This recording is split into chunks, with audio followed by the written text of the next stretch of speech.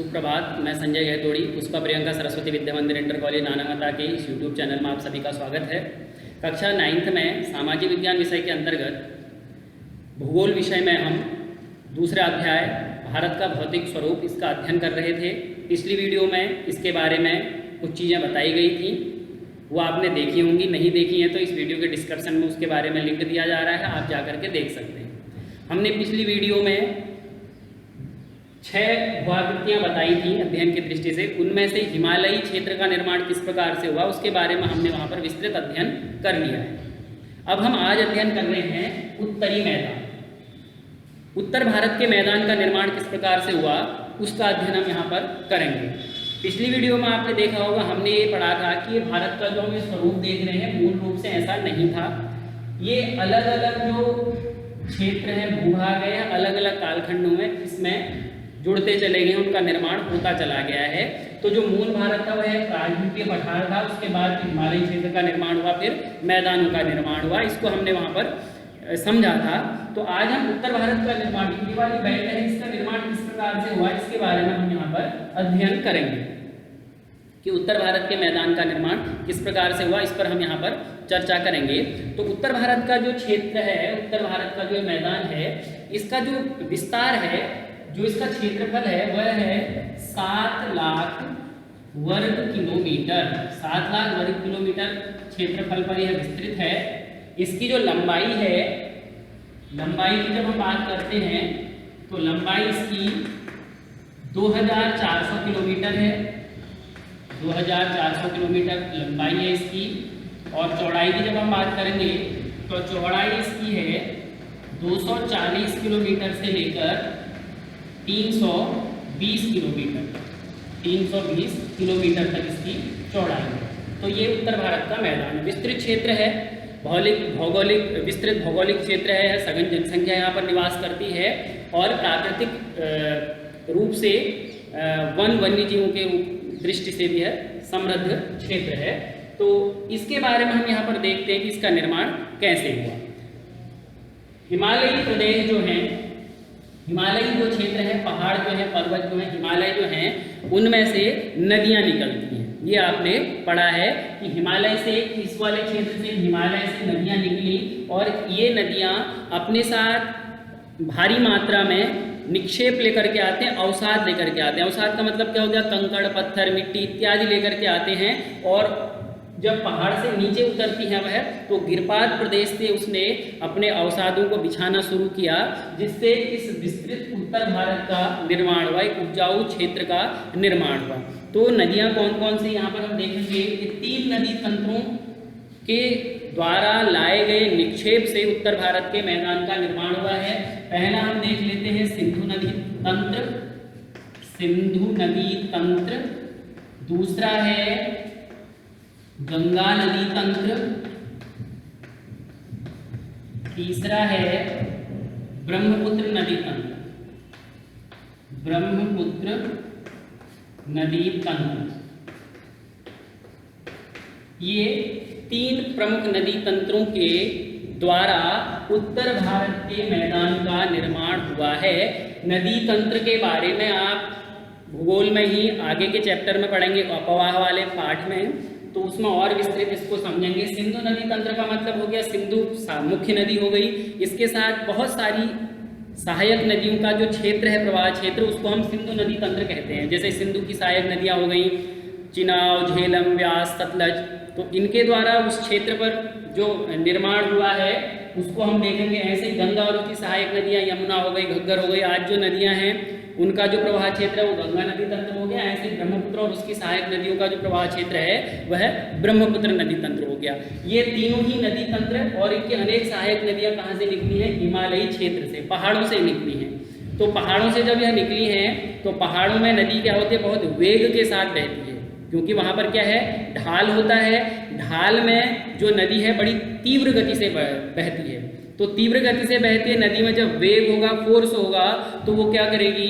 नदी अपने आसपास के क्षेत्रों को काटते हुए, अपने पर मिलाते हुए, अपने साथ बहाते हुए ले चलती है। अब जहाँ तक ढाल होगा, जैसे पहाड़ से नीचे को नदी बह रही है, तो जहाँ तक ढाल होगा तेजी के साथ वह बहेगी और अपने साथ भारी मात्रा में अवसाद को ले जाएगी। लेकिन जैसे ही वह फिर गिरिपाद प्रदेश पर आती है, समतल क्षेत्र पर आती है, तो वहाँ पर वह अपने द्वारा लाए गए अवसादों को फिर बिछाना शुरू कर देती है।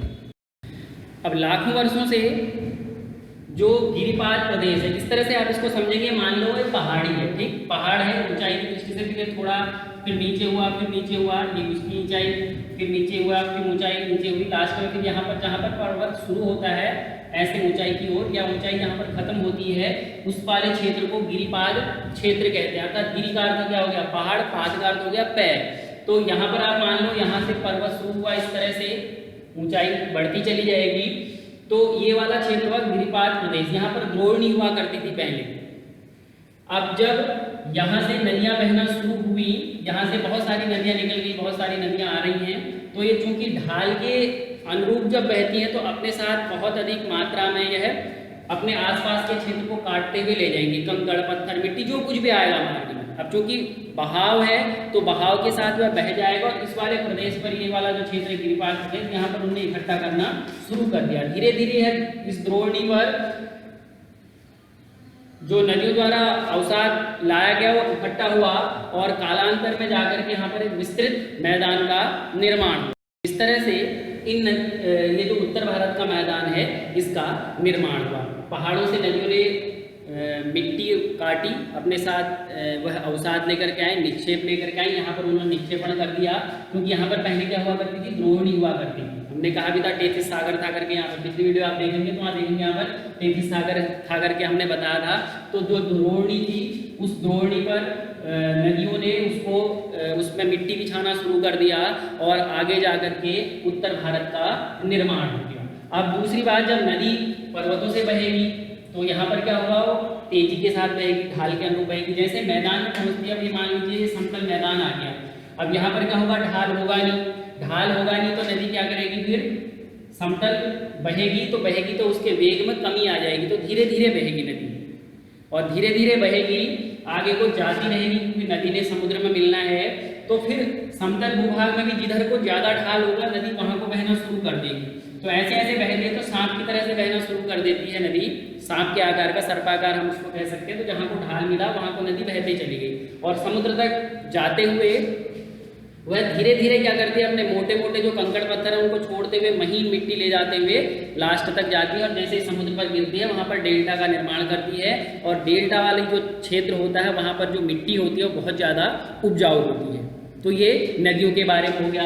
कई बार आपने देखा होगा दोआब, ये शब्द पढ़ा होगा दोआब। दोआब का मतलब क्या हो गया, दो नदियों के बीच का जो क्षेत्र है वो दोआब कहलाता है। दोआब क्षेत्र कैसा होगा, बहुत अधिक उपजाऊ क्षेत्र होगा, है कृषि की दृष्टि से बहुत उन्नत क्षेत्र होगा, ये समृद्ध क्षेत्र होगा। ऐसा ही आप लोगों ने पंजाब, हमारा राज्य है पंजाब, तो पंजाब में भी क्या हो गया, पंज और आब, पंज का अर्थ हो गया पांच, आब का मतलब हो गया नदियाँ।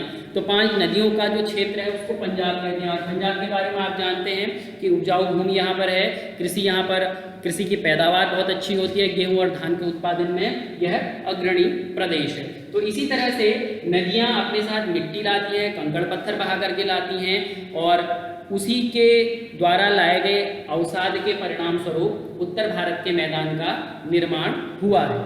तो तीन नदी तंत्र हमने यहाँ पर अभी बताया कि जो तीन नदी तंत्र हैं, सिंधु नदी तंत्र, उसके अलावा गंगा नदी तंत्र और ब्रह्मपुत्र नदी तंत्र, ये तीन प्रमुख नदियाँ हैं। सिंधु और उसकी सहायक नदियों ने जिस क्षेत्र का निर्माण करा वो ये वाला क्षेत्र हो गया। इस वाले क्षेत्र में सिंधु और उसकी सहायक नदियों ने इस वाले क्षेत्र का निर्माण किया, मैदानी क्षेत्र का, सिंधु और सहायक। सिंधु नदी तंत्र द्वारा निर्मित जो उत्तरी जो मैदान है उसका अधिकांश भाग पंजाब में है। शेष ये भारत की बात करें तो ये वाले क्षेत्र पर हम देख सकते हैं कि सिंधु नदी तंत्र द्वारा लाई गई मिट्टी के परिणाम स्वरूप इस वाले मैदान का निर्माण हुआ है। वैसे ही गंगा नदी तंत्र में गंगा और उसकी सहायक नदियों का जो प्रवाह क्षेत्र है, उसकी गंगा और उसकी सहायक नदी यमुना हो गई, घग्गर हो गई, इन नदियों के द्वारा इस वाले क्षेत्र का निर्माण हुआ है। तो ये वाला क्षेत्र जो है कि हम देखते हैं ये यमुना, वो गंगा और उसकी सहायक नदियों द्वारा अपने साथ लाए गए अवसाद के परिणाम स्वरूप इसका निर्माण हुआ। जैसे उत्तर प्रदेश उपजाऊ क्षेत्र हैं, झारखंड, उसके अलावा बिहार, पश्चिम बंगाल, ये सारा जो इलाका है यह गंगा और उसकी सहायक नदियों द्वारा लाए गए अवसाद के परिणाम स्वरूप इसका निर्माण हुआ है। ऐसे ही पूरब की तरफ इधर चले जाते हैं तो असम में जो मैदानी क्षेत्र है वह ब्रह्मपुत्र और उसकी सहायक नदियों द्वारा लाई गई मिट्टी के परिणाम स्वरूप उसका निर्माण हुआ है इस वाले क्षेत्र पर। और ये जो बांग्लादेश है इसमें भी क्या है, ब्रह्मपुत्र नदी और फिर बाद में वहाँ गंगा भी आ जाती है, तो वहाँ भी नदियों के द्वारा लाए गए जो अवसाद है, जो मिट्टी है, जो निक्षेपण है, उसके परिणाम स्वरूप इस वाले मैदान का निर्माण हुआ। क्योंकि नदी के द्वारा जो मिट्टी बहा करके लाई जाती है वह बहुत उपजाऊ होती है, इसीलिए ये वाला जो क्षेत्र है बहुत अधिक उपजाऊ क्षेत्र भी यह है। और नदियों द्वारा जो लाई गई मिट्टी के परिणाम स्वरूप जो मिट्टी होती है नदियों द्वारा लाई गई उसको जलोढ़ मृदा कहते हैं। आपने मिट्टी के प्रकार पढ़े होंगे पिछली कक्षा में, या आप अगली कक्षा में जब 10th में जाएंगे तब आप मिट्टी के प्रकारों के बारे में पढ़ेंगे। जैसे काली मिट्टी होती है, लेटराइट मिट्टी होती है, मरुस्थलीय मिट्टी होती है, वन मृदा होती है, वैसे एक जलोढ़ मृदा होती है। तो जलोढ़ मृदा का निर्माण नदियों के द्वारा किया जाता है और यह बहुत उपजाऊ मिट्टी होती है। तो ये जलोढ़ मृदा का निर्माण करती है नदियाँ। अब जो उत्तर का मैदान है यहाँ पर भी भू आकृतियों में विविधता देखने को मिलती है। उच्चावच कर दोगे ऊंचा और नीचा, उस आधार पर उत्तर भारत के मैदान को 4 भागों में बांटते हैं। पहला हो गया भावर क्षेत्र। भावर क्षेत्र, तो भावर क्षेत्र का अर्थ क्या हो गया, ये कई बार सुना भी होगा आपने। भावर क्षेत्र, भावर क्षेत्र, अब हमने ये कहा कि जैसे पहाड़ है, पहाड़ ये ऊंचाई है, फिर ये थोड़ा नीचा, फिर नीचा, फिर नीचे, यहाँ पर जो गिरपात प्रदेश है, जो शिवालिक श्रेणी है, यहाँ पर क्या होता है, पर्वतीय ढाल समाप्त हो गया, फिर समतल क्षेत्र प्रारंभ हो जाता है। तो जब तक पहाड़ थे, ढाल था, नदी अपने साथ भारी मात्रा में कंकड़ पत्थर, बड़े बड़े पत्थर, बड़ी बड़ी शिलाएं, बड़े बड़े जो मिट्टी है, मिट्टी के बड़ी बड़ी मिट्टी के एक ढेर को ही कंकड़ पत्थर, बालू के मोटे मोटे कणों को अपने साथ बहा करके लाती है। अब वहाँ पर चूंकि ढाल होता है तो आसानी से बहा पाती हो। जैसे ही वो ढाल खत्म होता है, शिवालिक श्रेणी में आते हैं, जब गिरिपात प्रदेश में प्रवेश करती है नदी, तो यहाँ पर ढाल में कमी आने से फिर क्या होता है, नदी बड़े बड़े कंकड़ पत्थरों को, बड़े बड़े भूखंडों को अपने साथ आगे बहाकर ले जाने में असमर्थ हो जाती है। क्यों? क्योंकि अब समतल क्षेत्र आना प्रारंभ हो गया, तो नदी के बहाव में, वेग में कमी आ गई, ढाल नहीं मिल पा रहा है। तो क्या करती है, आगे को जैसे जैसे नदी बहेगी अपने पीछे पीछे मोटे कंकड़ पत्थरों को छोड़ते चली जाती है। तो ये वाला जो भावर क्षेत्र है, यही शिवालिक श्रेणी में ऐसे मोटे मोटे कंकड़ पत्थर जहाँ पर होंगे, नदी यहाँ पर उनको छोड़ते हुए आगे बढ़ेगी, तो इसे वो भावर क्षेत्र कहते हैं। अब यहाँ पर मोटे मोटे कंकड़ पत्थर हैं, तो नदी क्या करेगी, इनके बीच से रिस करके चली जाती है आगे को। तो भावर क्षेत्र पर प्रायः नदी लुप्त हो जाती है। लुप्त का मतलब वो जो बड़े बड़े कंकड़ पत्थर हैं, बड़े बड़े शिलाखंड हैं, बड़े बड़े मिट्टी के जो ढेर हैं, उनके नीचे से नदी प्रवाहित हो जाती है, आगे को चली जाती है। तो यहाँ पर जहाँ पर बड़े बड़े कंकड़ पत्थर होंगे वही भावर क्षेत्र कहलाता है। और ये भावर क्षेत्र जो है वो यहाँ पर कृषि की दृष्टि से है ठीक नहीं है, यहाँ पर कृषि या ऐसी गतिविधियाँ नहीं की जाती हैं। 8 से 16 किलोमीटर चौड़ी एक पट्टी में ये भावर क्षेत्र पाया जाता है। तो यहाँ पर जो बड़े बड़े मोटे मोटे कंकड़ पत्थर होते हैं तो उनके बीच से नदी लुप्त हो जाती है। लुप्त होने के बाद फिर आगे पुनः दिखाई देती है, भावर क्षेत्र से आगे निकल करके नदी पुनः दिखाई देती है और दलदली क्षेत्र का निर्माण करती है, जिसे कहते हैं तराई क्षेत्र। तराई क्षेत्र, भावर क्षेत्र से निकलने के बाद नदी आगे जब निकलती है, अब भावर क्षेत्र में तो वो लुप्त हो जाते हैं, फिर जैसे ही आगे निकलती है तो वो दिखाई देने लगती है और दलदली क्षेत्र वहाँ पर देखने को मिलता है, तो उसे तराई क्षेत्र कहते हैं। नदियाँ यहाँ पर पुनः फिर प्रकट हो जाती हैं। इस वाले क्षेत्र पर जो भूमि होगी वो भावर की अपेक्षा भावर की अपेक्षा यहाँ पर जो मिट्टी के कण होंगे वह महीन कण होंगे। और इस वाले क्षेत्र पर वन्य जीव पाए जाते हैं, वनों की संख्या बहुत अधिक है, वन्य जीव बहुत पाए जाते हैं यहाँ पर, और विषैले जीव जंतु भी यहाँ पर पाए जाते हैं तराई क्षेत्र पर। फिर तीसरा इसमें हम देखते हैं बांगर क्षेत्र। बांगर में क्या होता है, बांगर क्षेत्र में जो एक मैदानों का निर्माण हुआ है, यह बांगर वाला क्षेत्र हुआ। यहाँ पर जो जलोढ़ मृदा है पुरानी जलोढ़ मृदा से निर्मित क्षेत्र को बांगर क्षेत्र कहा जाता है। पुरानी जलोढ़ मृदा से निर्मित क्षेत्र को बांगर क्षेत्र कहते हैं। फिर उससे और आगे की तरफ अगर हम जाएं तो फिर कहते हैं खादर। खादर में नवीन जलोढ़ मृदा से आप समझ रहे होंगे नदियों द्वारा बहाकर लाई जाने वाली मिट्टी। तो खादर क्षेत्र में नवीन जलोढ़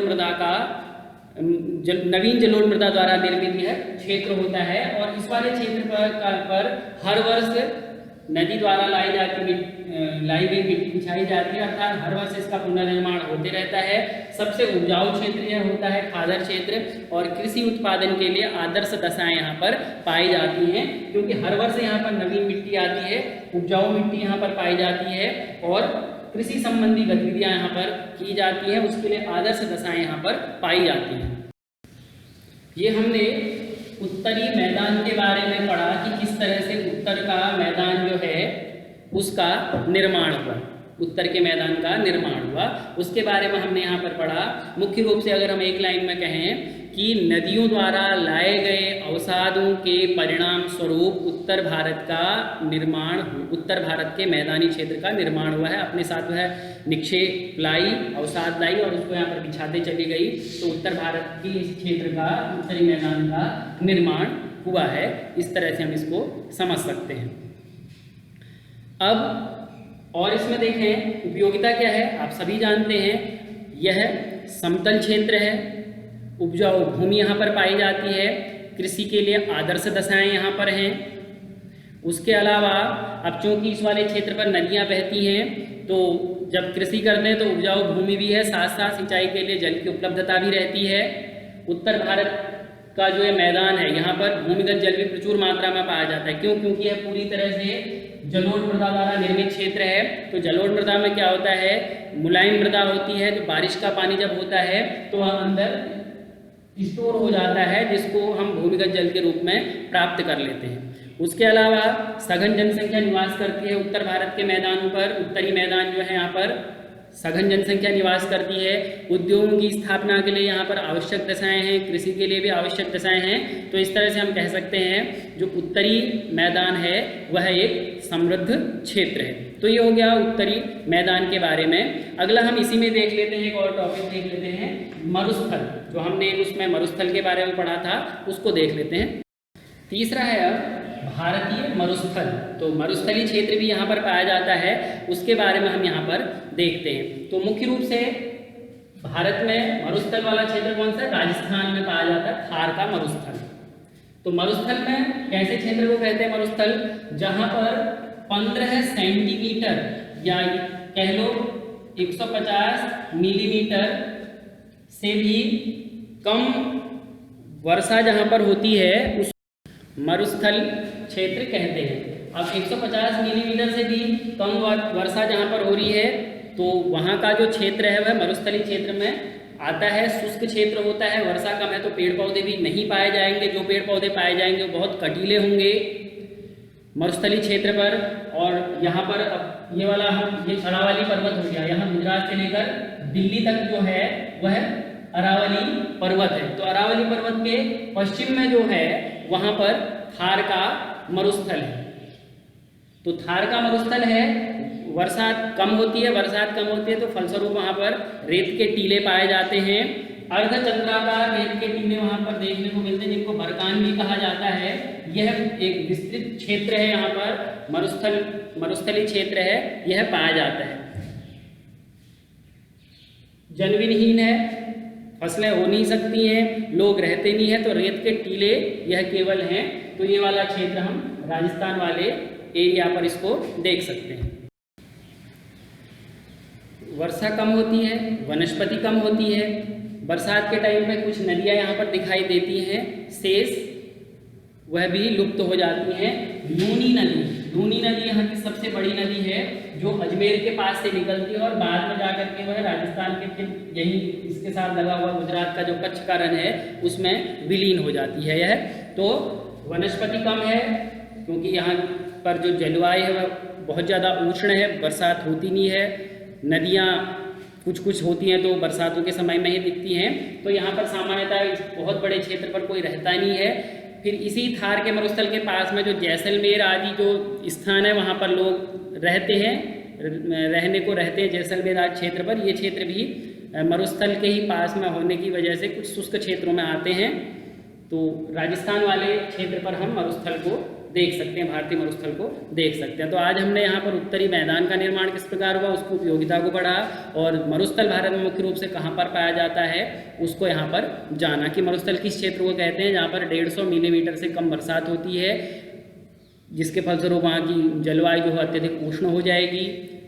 बरसात के टाइम पर कुछ नदियाँ दिखाई देती हैं। सबसे बड़ी नदी राजस्थान में जो है वह, इस मरुस्थलीय क्षेत्र की बात कर रहे हैं तो हम लूनी नदी है। तो इस तरह से हम यहाँ पर देख सकते हैं। तो कुछ क्षेत्र तो ऐसे थार का मरुस्थल तो बिल्कुल जनविहीन है, और कुछ जैसलमेर आदि जैसे जो क्षेत्र हैं वह भी शुष्क क्षेत्र, अर्ध शुष्क क्षेत्र के अंतर्गत आते हैं, तो वहाँ पर कुछ जनजीवन पाया जाता है।